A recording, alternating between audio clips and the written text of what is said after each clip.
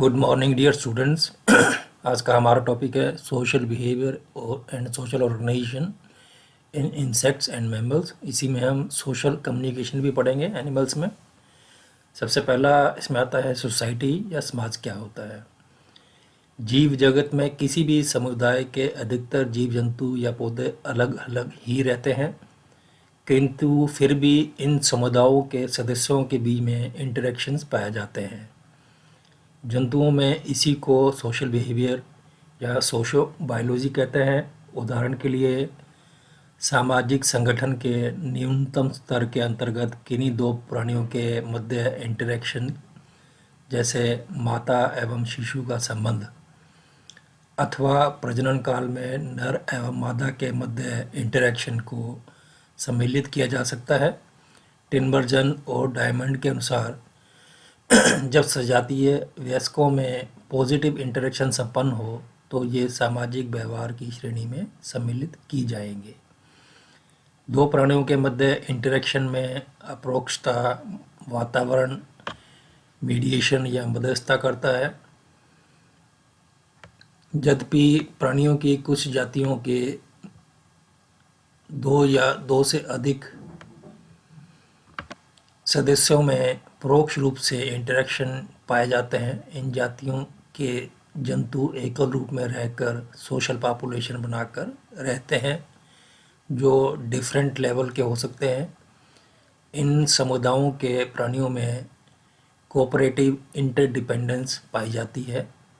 जितने अधिक समय तक प्राणी एक दूसरे से संपर्क में रहते हैं, उतना ही विकसित इनका समाज एवं सामाजिक प्रक्रियाएं होती हैं। कुछ सामाजिक समुदायों के सदस्यों में इतनी स्पेशलिटीज़ उत्पन्न हो गई हैं कि कुछ सदस्यों में स्ट्रक्चरल पॉलीमॉर्फिज्म पाया जाता है। इसके एग्जाम्पल हैं मधुमक्खी, चींटी और दीमक। अन्य सामाजिक समुदायों के प्राणियों में केवल फंक्शनल स्पेशलाइजेशन पाई जाती है, जैसे सभी हायर कॉर्डेट्स में तथा सभी सामाजिक प्राणियों में डिवीज़न ऑफ लेबर सामाजिक व्यवहार का अति महत्वपूर्ण पहलू माना गया है।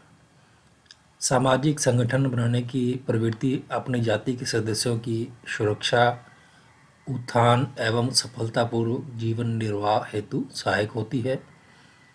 समाज की एकता बनाए रखने के लिए प्राणियों के मध्य कम्युनिकेशन एक आवश्यक प्रक्रिया है, जो सुनने या ऑडिटरी, बोलने या स्पीच, सूंघने या ऑल्फैक्टरी अथवा देखने या विजुअल माध्यमों के द्वारा स्थापित की जा सकती है। कुछ जंतुओं के सामाजिक समुदायों में एक ही जाति के सदस्य सम्मिलित रहते हैं। यहाँ सजातीय सदस्यों की संततियों की देखरेख होती है। इन्हें क्वासी सोशल जीव कहते हैं। जबकि कुछ जंतुओं के सामाजिक समुदायों में अन्य जाति के जीव जंतु भी साथ रहते हैं।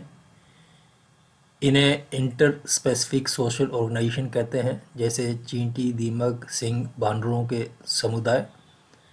एजनबर्ग नामक वैज्ञानिक के अनुसार सोशल ऑर्गेनाइजेशन की विशेषताएं जो होती हैं वो ये हैं कि यहाँ पर श्रम का विभाजन या डिवीज़न ऑफ लेबर समाज के प्राणियों के विभिन्न विविधों अथवा लेवल्स पर पाया जाता है। संचार स्थापित करने हेतु एक अति विकसित सिस्टम सदस्यों के मध्य उपस्थित होता है।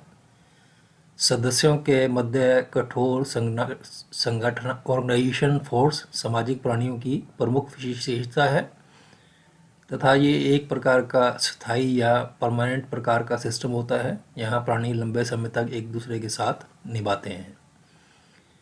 ये जो बिंदु थी, इनकी उपस्थिति के कारण प्राणियों के मध्य सोशलिटी या सामाजिकता का विकास होता है और ये सदैव ही जाति विशिष्ट होता है एवं सोशल बिहेवियर के रूप में जाना जाता है। कीटों की कुछ जातियों के प्राणी विशेष अवसर पर ही एकत्रित होते हैं, जैसे ततय समूहों में सोते हैं एवं संगठित अवस्था में ही हाइबरनेशन में प्रवेश करते हैं। कुछ लेपिडोप्टेरा कीट संगठित हो प्रवास करते हैं या माइग्रेशन करते हैं। प्राणियों की कुछ जातियों में जंतु सिर्फ सेक्सुअल रिलेशन स्थापित करने के लिए ही एक दूसरे के संपर्क में आते हैं, तथा जंतुओं की अन्य जातियां निवास करने के लिए तो विभिन्न भिन्न आश्रय बनाती है, परंतु इनका एंट्रेंस या प्रवेश द्वार एक ही होता है। इकोलॉजी के अनुरूप जंतुओं का एक स्थान पर एकत्रित होना सामान्य प्रक्रिया है। इस प्रकार से विशेष स्थानों पर एक अथवा अधिक जातियों के सदस्यों के एकत्रित होने के फलस्वरूप ऑर्गेनाइजेशन का निर्माण होता है। ऑर्गेनाइजेशन प्राणियों के लिए तब तक ही लाभकारी है जब तक वह इतना विशाल ना हो जाए कि इनके सदस्यों के मध्य कंपटीशन इतना उग्र हो जाए कि ये इनके लिए हार्मफुल सिद्ध होने लगे अथवा प्रजनन व्यवहार या रिप्रोडक्टिव बिहेवियर में कोई ऑब्स्टेकल उत्पन्न करने लगे। यद्यपि समाज की कोई खास संरचना नहीं होती है, फिर भी ये नीचे दिए गए लक्षणों के आधार पर समाज का इवैल्यूएशन किया जा सकता है। समाज का निर्माण एक ही जाति के अनेक सदस्यों के द्वारा किया जाता है, जिनके मध्य ऑर्गेनाइजेशनल फोर्स अति विकसित प्रकार की होती है।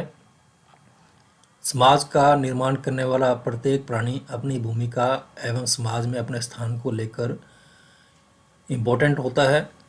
इनके मध्य कोऑपरेशन का भाव और म्यूचुअल अंडरस्टैंडिंग से विकसित होता है। समाज के भीतर कम्युनिकेशन स्थापित करने की कई प्रकार की विधियां उपस्थित होती हैं, जिनके आधार पर समाज में गतिरोधों को या डिफरेंसेस को दूर किया जाता है और ये अटूट बने रहते हैं, अनब्रेकेबल बने रहते हैं। समाज के भीतर रहकर ही प्राणी छोटी छोटी यूनिट्स में वितरित रहते हैं और ये सब यूनिट्स आपस में ऑर्गेनाइज्ड बनी रहती हैं। इनके मध्य इंटरेक्शंस के फलस्वरूप इनके जो अंतर संबंध या आपस में रिलेशंस हैं में सुधार होता है। समाज के कुछ सदस्यों में स्पेसिफिक क्वालिटीज़ पाई जाती हैं, जिनके आधार पर ये पूरे समाज को लाभ पहुंचाते हैं। अनेकों बार सोशल एनिमल्स के मध्य फिजिकल नियरनेस या भौतिक निकटता भी समाज में बने रहने में महत्वपूर्ण रोल प्ले करती है।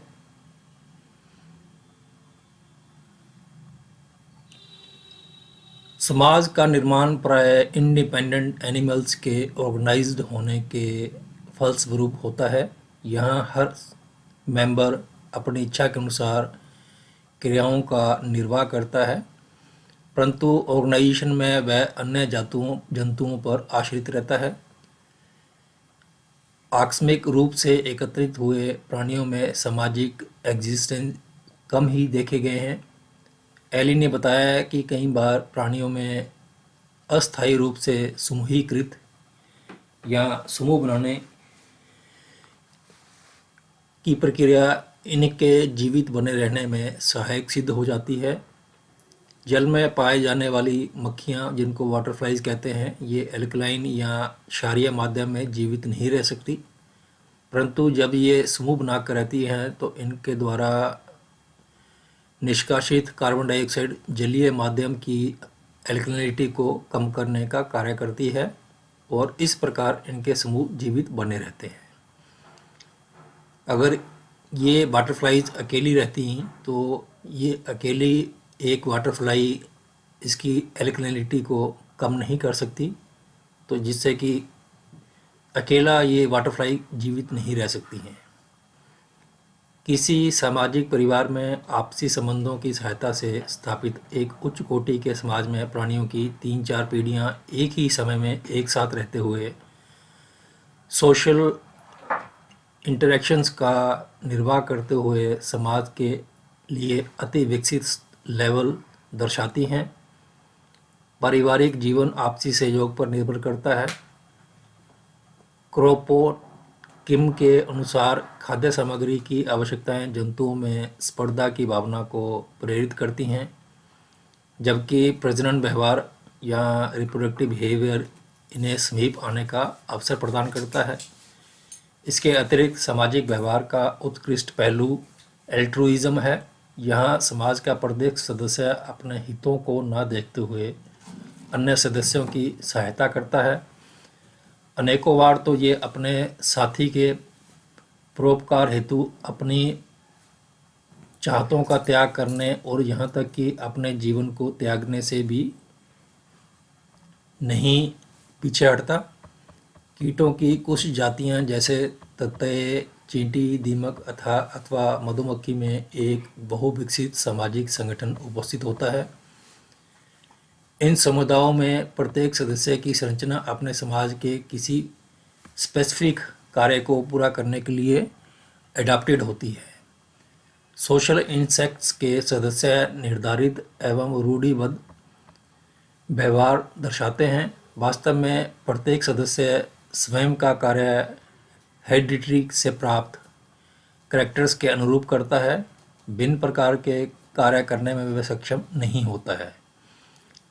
सभी सोशल इंसेक्ट्स नेस्ट का भी निर्माण करते हैं। इनके समाज में डिफरेंट लेवल्स की स्ट्रक्चरल रूप से भिन्न जातियां उपस्थित होती हैं, जो सामूहिक रूप से विभिन्न सोशल कॉम्प्लेक्स जटिलता के समुदायों का निर्माण करती हैं। पक्षियों में भी अनेकों प्रकार सोशल ऑर्गेनाइजेशन देखने को मिलता है।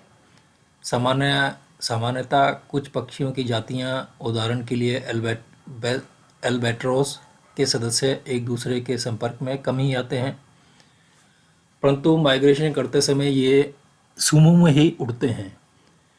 पेलिकन मूल रूप से सोशल और ग्रीगेरियस होते हैं।